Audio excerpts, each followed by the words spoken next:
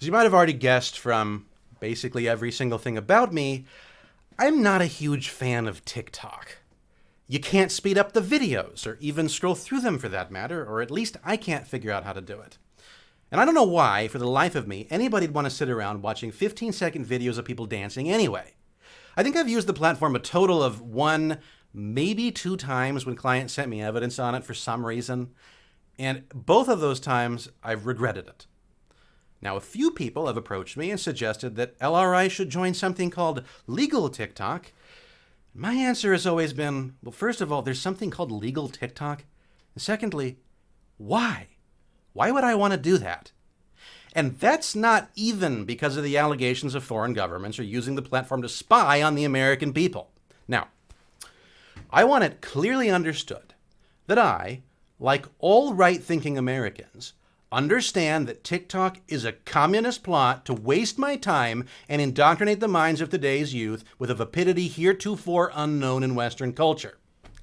That being said, the Restrict Act is a terrible idea. Look at these 3 words written larger than the rest, with a special pride never written before or since. Tall words proudly saying, "We the people."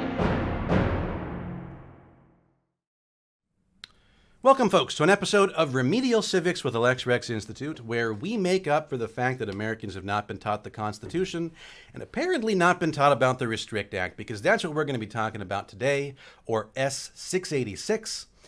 We've been getting a lot of questions about this act, and just looking at some of the other videos that have been put up, there's been quite a bit of misinformation circulating about it, along with alarmism from both sides, people for and against. So we're going to try to clarify some things about that bill. Now, just as a little bit of preliminary, the bill was introduced by Senator Mark R. Warner, a Democrat from Virginia, on March 7th, 2023. Currently enjoys bipartisan support, including the support of the White House. Now, its purported aim is to authorize the Secretary of Commerce to review and prohibit certain online transactions between people in the U.S. and our foreign adversaries. Basically, the argument for this thing is that it's too easy for foreign governments that are hostile to the U.S. to gain access to Americans' data by offering various web services to us. Then we just use those services and give our data right to them. So some in Congress are arguing that the Secretary of Commerce should be able to restrict those web services, or even prohibit them outright. Now, a lot of the public talk around this act is focused on TikTok. Now, I guess the idea is TikTok is owned in whole or in part by the government of the Communist Party of China, and that's not so good. Now, why is the Secretary of Commerce the one being given this power? That's something that's perfectly reasonable to ask.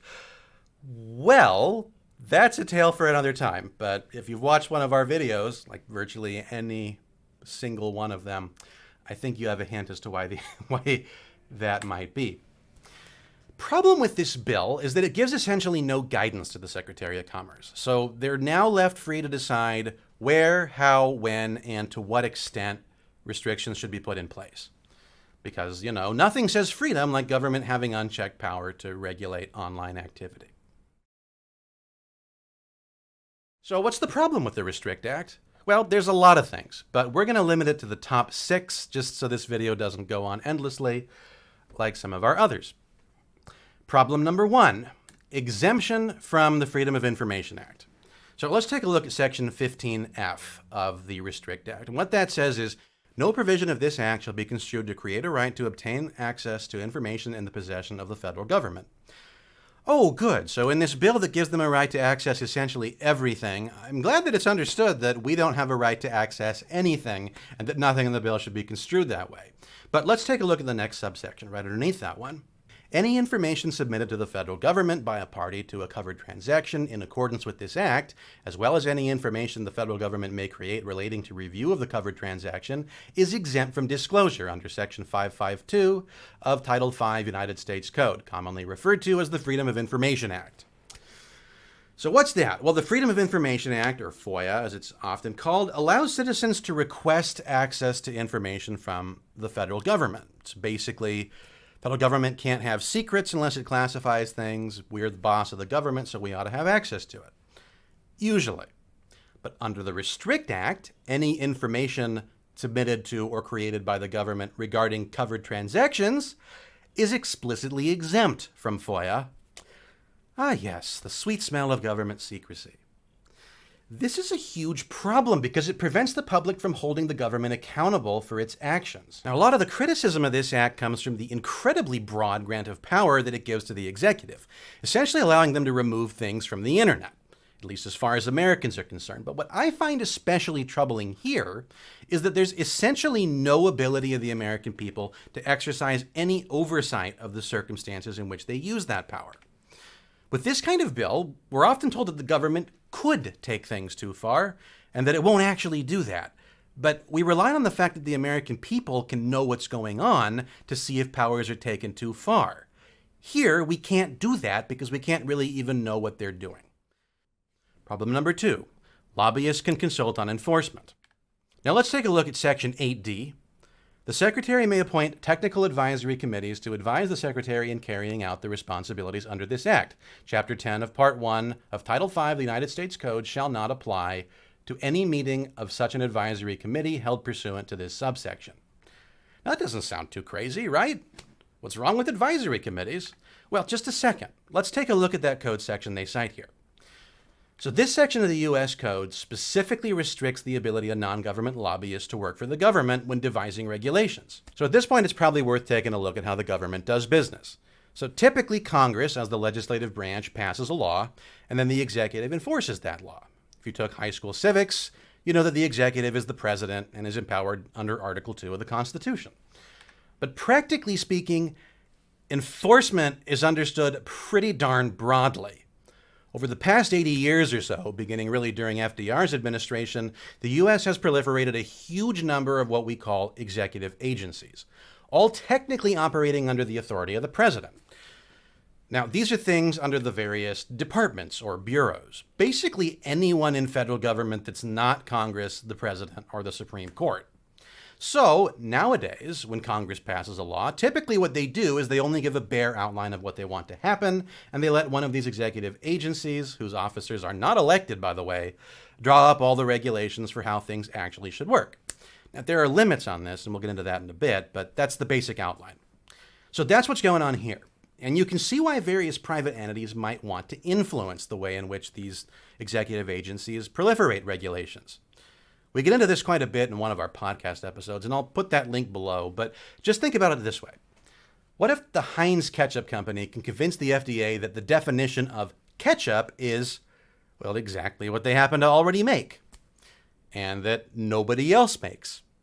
That's probably going to allow Heinz to sell more ketchup, right, if people can only identify their product as real ketchup.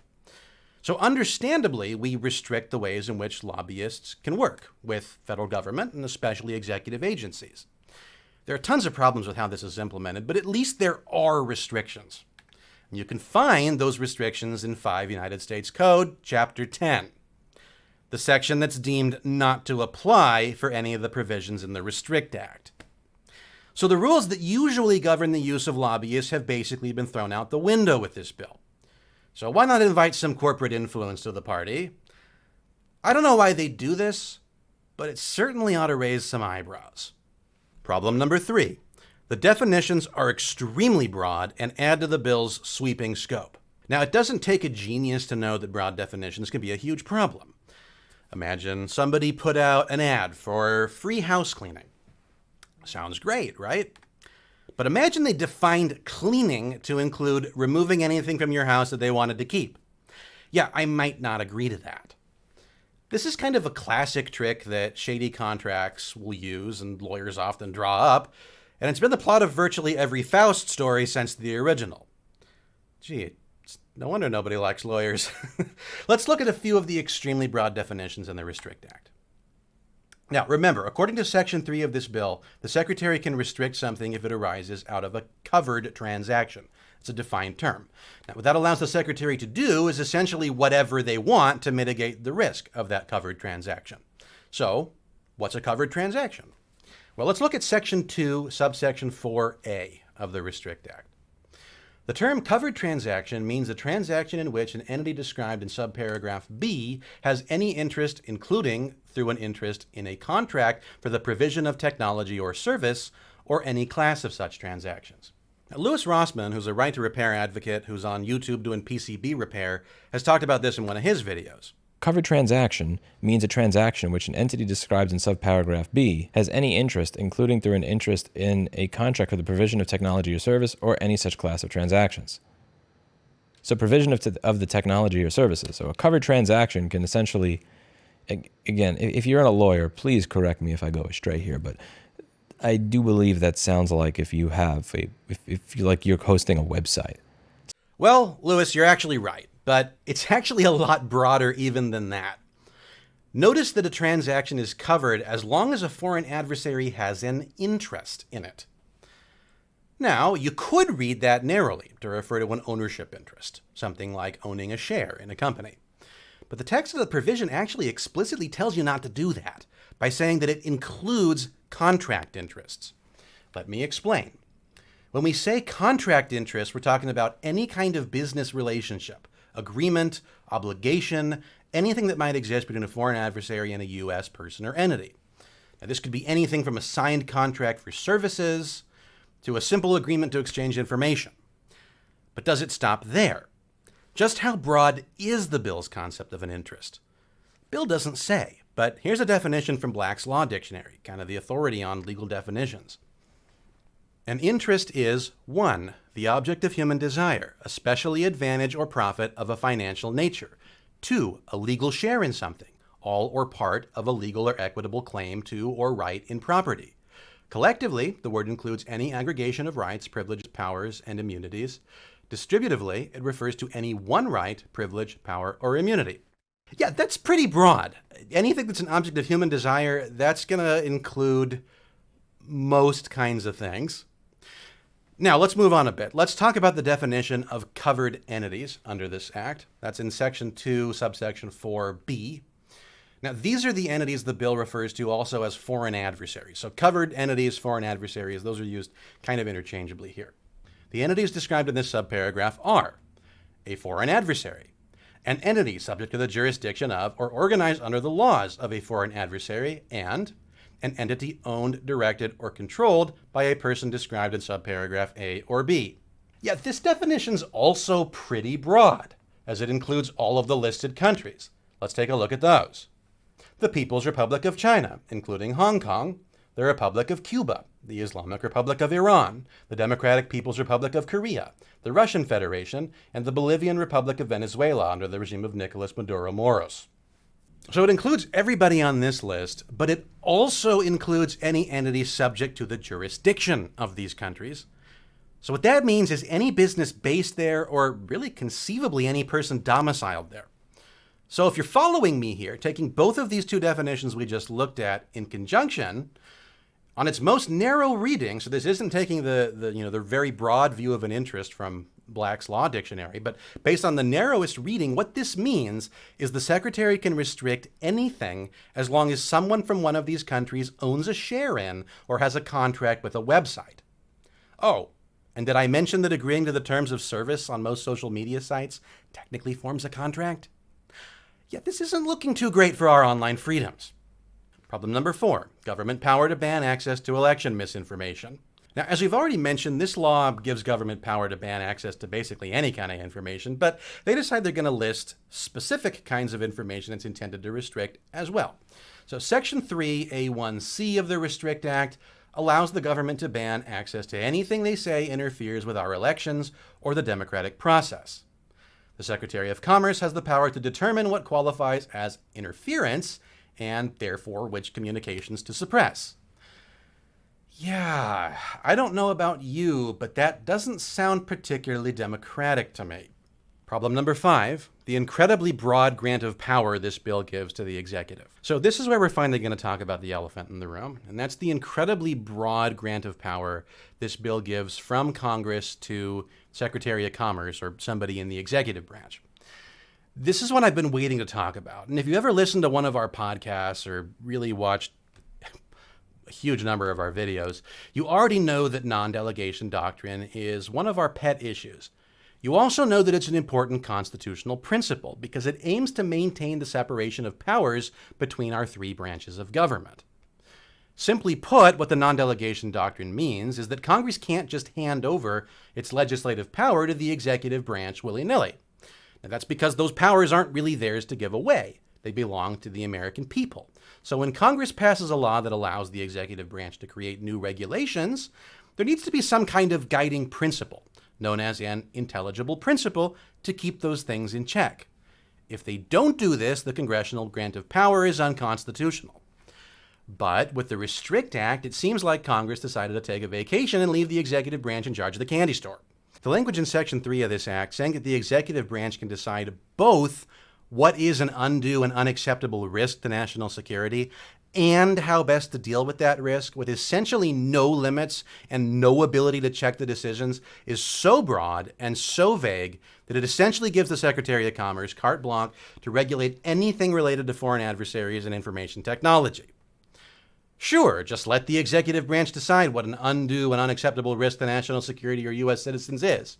That couldn't possibly lead to any overreach or misuse of power, right? It's not like that's happened before. Well, this is what's earned the Restrict Act comparisons to the USA Patriot Act.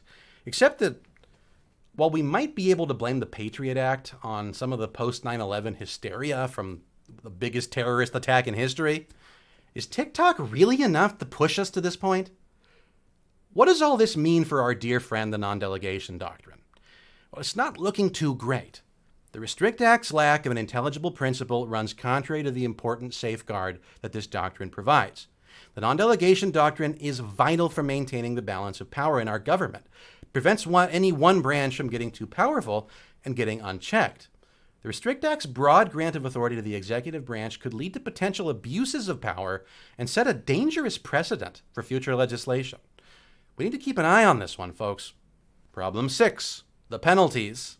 All right, let's take a closer look at the penalties outlined in the Restrict Act.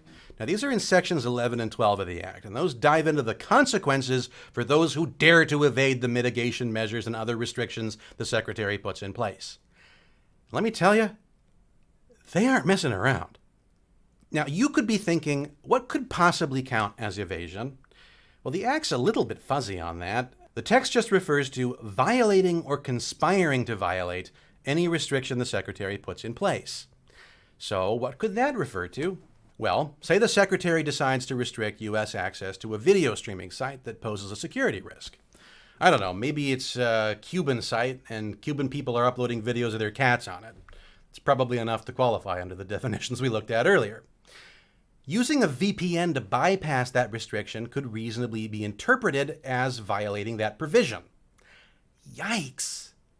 So what happens to me if I do that? Well, for trying to sneak around the restrictions, you could face a fine of a whopping $1 million and/or, so you could get this in addition, up to 20 years in prison. Yep, you heard me right, 20 years. You might as well pack your bags and get ready for the long stay in the big house. And this applies not just to people who evade the restrictions, but anyone who conspires or aids and abets another in evading those restrictions. And now for our sponsor, Surfshark. LRI does not counsel, consult, advise, aid, assist, abet, or in any manner whatsoever encourage the utilization, procurement, downloading, installation, or even the slightest dalliance with Surfshark or any analogous virtual private network. The aforementioned acts may give rise to the imposition of pecuniary liabilities of an exorbitant magnitude up to and including the sum of $1 million United States dollars and/or the potential deprivation of one's liberty for a duration of 20 years within a correctional institution pursuant to the pertinent provisions of the legislation hereinbefore discussed. LRI disclaims any and all liability for the foregoing. But wait, there's more. If you're found guilty, you could also face forfeiture of any assets involved in the evasion. So not only will you be rotting in a prison cell for 20 years, but someone in the Department of Commerce is going to be poning noobs on your new high-end gaming PC. Now, on a more serious note, the penalties outlined in the Restrict Act are incredibly harsh and could have significant consequences for people who likely wouldn't even realize they're breaking the rules. It's important to consider the implications of such draconian measures and the impact they could have on the lives of everyday people. Now, as we've mentioned, the bill has a number of constitutional defects, and if it does pass, we'll be here to challenge it in court. It could be a boon for our team here at LRI, since we're one of very few firms that has extensive experience in litigating non-delegation issues. We might even say, bring on the bill and we'll bring on the billable hours, huh? But it poses serious risks to the American people, and that's why we're fighting it now and trying to keep it from even getting passed. And even if the courts do eventually overrule this bill, a lot of the damage is already going to be done by then. So it's crucial that we examine the potential consequences of legislation like this, because it could draw a dangerous precedent for future laws that further erodes our digital rights and our civil liberties. Now, while it's essential to remain vigilant against foreign threats, it's equally, if not much more important, to ensure that we don't allow fear like this to drive us toward legislation that undermines the very principles of our republic that we're trying to protect. Benjamin Franklin wisely observed those who would sacrifice liberty for security deserve neither and will lose both. Now, if you're committed to the fight for constitutional government, please like and subscribe to our channel. Try checking out our podcast, too, while you're at it. We go into greater depth there about issues like this and countless others. Also, while you're at it, consider making a donation online at lexrex.org/donate. Thanks so much for watching, and we'll see you folks again next week.